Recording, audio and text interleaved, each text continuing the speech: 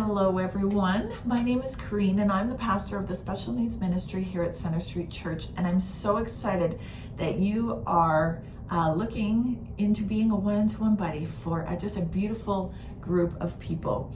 A one-to-one buddy is just such an important role so that we can encourage and build an inclusive community for those with special needs that can thrive and learn about the love of Jesus in an environment with kids their own age and peers their own age. And so it's very exciting that you're journeying here. So we're going to take the next few minutes just to go through some training, some general guidelines that will help you in your role as a buddy. I will be meeting with each person that becomes a buddy to go speak specifically about how to support the child that they're connected with, but this is just some general information to get you started. It's a video. I also have a handout that I'm also following through, and that will be part of this as well. But I wanted to start by just talking about the biblical direction for people with special needs. I believe that people with special needs and their families is one of the largest unreached missions fields in North America. People with special needs, their families, they don't always have opportunity to attend church and faith-based organizations and communities just because they have so much else going on in their lives, and it often ends up in the bottom of their to-do list. Not that it's not important, but it's just so much other stuff going on. And so as we have more and more families joining us at church, we're just excited to be able to journey with them and provide buddies so that they can have a real positive experience here at church. And so looking at this, one of the key points that I love about the Bible is that that's where we go to get our information. And so Matthew 28 verses 19 to 20 is our Great Commission. And this is what I believe is the basis of our biblical direction to be a one-to-one buddy or to work with anyone within the church, really. It is to go and make disciples of all nations. It doesn't say most people, or we can exclude this group or anything. It's like, go and make disciples of all nations. So we are called to do what we need to do. This verse explains it clearly so that God can do what he needs to do in each person's heart. And I believe that everyone needs faith. Everyone is capable of living a faith-filled life. And that looks differently for each person, and that doesn't matter because God understands all of that. And Jesus is going to be alongside us. The Holy Spirit is working in their lives to help them grow in their faith. We need to do, again, what God has called us to do, which is to show the love of Jesus, to introduce people to Jesus, and then God can do the rest. And everyone is God's treasure. And that is just so important to remember, that God desires us to look for and see the humble, teachable hearts that he so treasures. And that is every single one of us. Each of us, including those with disabilities, are God's treasures. Each of us is a child of God. He loves us so very much. And all people with special needs, even those that are more severely disabled, are capable of experiencing God's love in amazing ways. And we don't want to stop that. We want to embrace that and support that and do what we can do so that they can feel it. And so just quickly, what is a one-to-one buddy? A one-to-one buddy is an individual support to a child in an inclusive classroom setting. So the role of the buddy looks different in every scenario, but it is partnering with the special needs ministry and children's ministry to provide one-to-one support so that child can learn with their peers about the love of Jesus and have some social connections. The teacher, the leader of the class, can still lead those other kids, and there's just a real continuity and a real wonderful time to just be together, build community, and just feel the love of Jesus. And so having a one-to-one buddy is so important because there's so much going on in this world for a typical person. And so when you look at someone with a disability that has some sensory issues or concerns, we want to provide opportunities for them to take a break if they're overstimulated by the worship, but we want them to experience worship. We want them to be able to sit through a Bible story, but realize that sometimes that means walking in the back. It's not about sitting down, but actually hearing. And so having a buddy has the opportunity for them to flow through what needs to be done so that they can still hear about the love of God through their time in that children's ministry class. And it also provides respite for the parents, so the parents know that they don't have to worry about what's going on with their child, because it's in a trusted, loving environment within children's ministry with a buddy that knows them, so that they can go to church and be spiritually fed as well. And so I'm just going to spend the next few minutes just talking about some helpful techniques to just that are support as you are a one-to-one buddy. Each child has visual aids and sensory bags. We are building them as new kids come into church and come into our children's ministry area.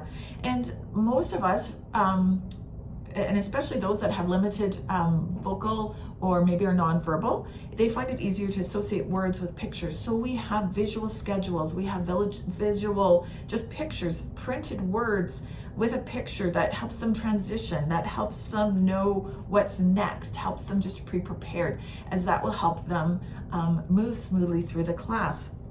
They know that first is small group, then worship, then large group, and all the different steps. And so it's just great to have that. So if that's something the child needs, which most of them do, that will be in there. We also have a visual timer, so that if they do need to take a break, we can say, you know what, here, we're going to flip this, and it might be bubbles going down in a little container. And when those bubbles are down, you know, those are some deep breaths we can take. We're going to go back and join the group, so that they have a short break, but then they're encouraged to go right back in to the activity with their peers.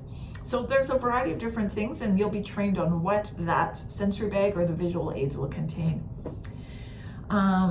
They'll also have a brief instruction manual, general description of the child, and just a few sensory things. So even if they are able to stay in the environment, they may need something to fidget with or something like that. We always want them to be able to sit as still as possible, but still be non-distracting to the other children. So there is a brief guide on how to even speak to other children in the room of why he has a fidget toy and the rest don't. So we really do try to provide the best type of support for you.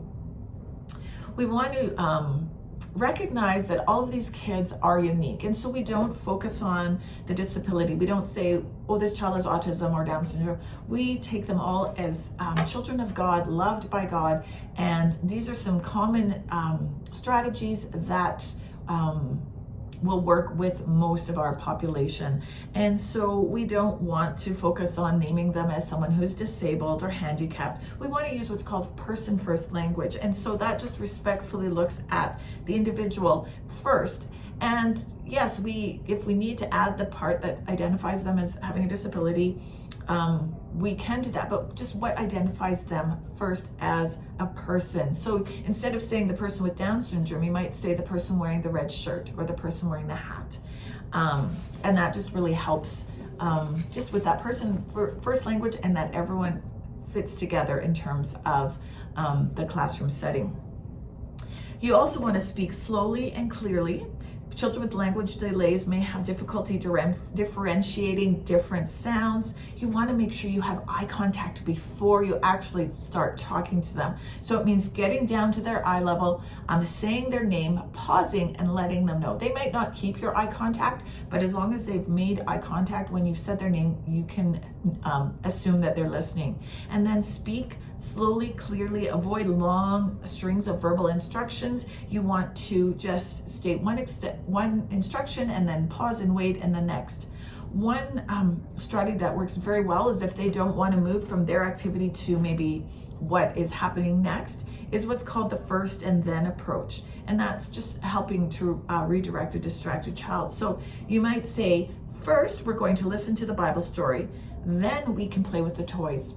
And part of that is, first, it's what needs to happen, what we would like to see next, and then it's what you want to do. So it's not that they can't do what they want to do, it's that we just have an expectation for them to do it first. And putting clear expectations and boundaries up and being consistent with those is what's really going to help and show success within these classroom settings.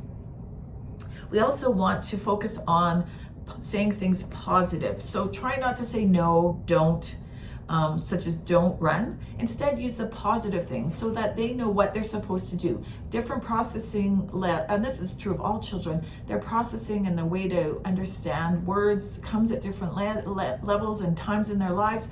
And so when you focus on the negative, they might not know how to process that in terms of what to do instead. And so my recommendation is, so instead of saying don't run, say use your walking feet or gentle hands or those kinds of things. So again, figuring out a way to say what you want positively, which will then encourage them to stop what is maybe not as appropriate. And remember that you're here to show the love of God. That is your number one goal. You're not about changing behavior. Yes, there might have to be some redirection and some intervention around behaviors, but really, whatever you do, if you're stuck in what to do, just remember to show the love of Jesus. And just remember, you can ask questions. I'm available. The different pastors within children's ministry are available. Parents are an absolute excellent resource to ask questions and gain ideas. We want to mirror what they're doing in school, what they're doing at home, so it all blends together and it's all consistent. So don't be afraid to ask questions, and you need to be patient. I can't stress enough that it's a slow process. It's not one day, oh yes, I have amazing success, and then you can expect it every week. That's probably not going to happen. What's successful one week may not be the next, and that's okay. We just want to show that love, and no matter what, say, you know what, even after a hard day, you can say, you know what, I look forward to seeing you next week. We want people to come back. Families have been through different church experiences, and so we want this one to be as positive and as welcoming as possible, even after those hard days. And if they don't want to participate in the craft, that's okay. Just, make sure you try and encourage them in a loving way that shows the love of Jesus. If they want to do something different, you want to engage them in conversation. So talk about the Bible story.